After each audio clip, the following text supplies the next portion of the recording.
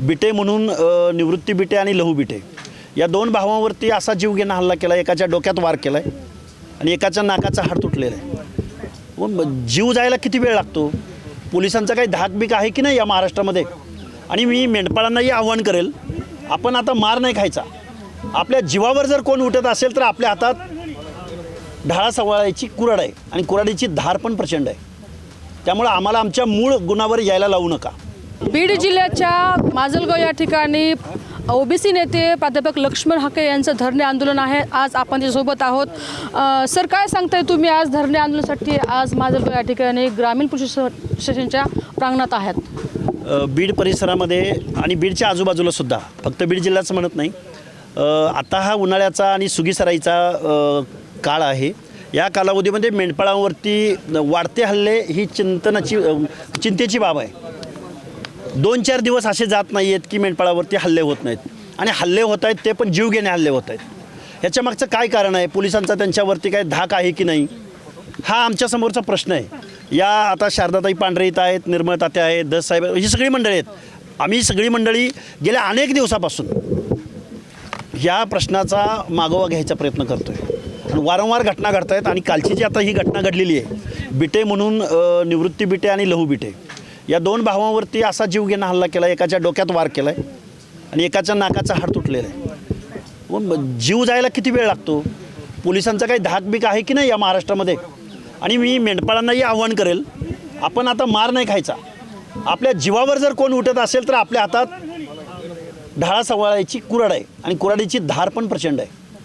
त्यामुळे आम्हाला आमच्या मूळ गुणावर यायला लावू नका. आमचं आव्हान आहे, इथल्या पोलीस डिपार्टमेंटलाही आव्हान आहे आणि पोलीस प्रशासनाला आव्हान आहे. महाराष्ट्र शासनाला विनंती असेल की तुम्ही हे जे वन खात्याची जंगलं आहेत ही आम्हाला ओपन करा. जर शेतकऱ्याच्या बांधावर जात असताना, शेतकऱ्याच्या इच्छेखातर जात असताना, शेतकऱ्याला मेंढपाळ हवं आहे. शेतकऱ्याला त्याच्या स्वतःच्या शेत ज्यावेळी रिकामं होतं त्यावेळी तिथं मेंढ्या ह्या खतासाठी हवेत. मग शेतकऱ्यांच्या आणि मेंढपाळाच्या आड येणारे हे समाजकंटक कोण आहेत? हे शासनानं सुद्धा यामध्ये फास्ट ट्रॅक म्हणजे पोलिसांना स्पेशल निर्देश दिले पाहिजे की मेंढपाळावरती जे हल्ले होत आहेत याच्यासाठी तुम्ही प्रिव्हेन्शन काहीतरी गोष्टी केल्या पाहिजेत की असे हल्ले घडले नाही पाहिजे. मात्र आज तुम्हाला हे आंदोलन करावं लागत आहे. काय नेमकं पोलीस प्रशासन यावर लक्ष देत नाही? पोलीस प्रशासनाने आम्हाला 4 दिवसाचा वेळ दिलेला आहे. 4 दिवसात आरोपींना अटक करतो म्हणून सांगितलेलं आहे. त्यांच्यावरती मनुष्यवधाचा गुन्हा दाखल झालेला आहे, FIR फाटलेला आहे, पण अजून आरोपींना काही अटक झालेली नाही. आमचा अनुभव माजलगाव पोलीस स्टेशनचा असा आहे की पाठीमागच्या कालावधीमध्ये पवनकरवर हल्ला झाल्यानंतर किमान 3-4 महिने लागले त्या आरोपींना अटक करण्यासाठी. म्हणून आमच्या मनामध्ये शंका आहे की या आरोपींना लवकर पोलीस स्टेशननं अटक करावी. पोलीस प्रशासनावर आम्ही शंका नाही व्यक्त करत, पण त्यांनी लवकर यावरती जलद कारवाई केली पाहिजे. नाहीतर आम्ही 4 दिवसामध्ये माधवतात आपल्याला 4 दिवसामध्ये माजलगावच्या पोलीस स्टेशनला हजारोंचा जनसमुदाय आहे. आणि आम्ही समाजामध्ये सुद्धा हा मेसेज देत आहोत की मेंढपाळ हा तुमचा शत्रू नाही, आतंकवादी नाही. मेंढपाळ काही सीमेपलीकडून आलेला नाही, तुमच्या जमिनीचा पोत सुधारतोय. कोण मेंढ्या राखतं उन्हातानामध्ये? आमच्या माता भगिनी स्वतःची सगळ्या तिची सुरक्षा, तिच्या सगळ्या शारीरिक अडचणी ह्या सगळ्या गोष्टी असताना सुद्धा रात्रंदिवस मेंढ्या त्या शिवारामध्ये राहतात, निसर्गामध्ये राहतात. काय तुमचा गुन्हा केला होता की तुम्ही त्याच्यावरती जीवघेणे हल्ले करताय? हे प्रश्न आहेत आमचे. म्हणून आम्ही इथं आज धरणे आंदोलन करतो. गृह विभागाचे मंत्री आहेत देवेंद्र फडणवीस, यांच्याकडे तुम्ही मागोवा करणार आहात, ह्या गोष्टीचा पाठपुरावा करणार आहात का? हे बघा, फक्त बीड जिल्ह्याचं नाही, महाराष्ट्रामध्ये या जो मायग्रेशनचा पिरियड आहे, मेंढपाळ आपल्या गावापासून दूरपर्यंत घेऊन जातात मेंढ्यांचे कळप. या मायग्रेशनच्या पिरियडमध्ये मेंढपाळांना संरक्षण द्या. आमची खूप दिवसांची मागणी आहे. मेंढपाळांकडं पिस्टनची लायसन द्या किंवा अजून काही गोष्टी द्या. रायफली पण दिलेल्या होत्या. एकदा शिवाजीराव बापू शेंडगे मंत्री होते त्यावेळी मेंढपाळ बांधवांना रिव्हॉल्वर आणि बंदुकीच्या लायसन्स मिळालेल्या होत्या.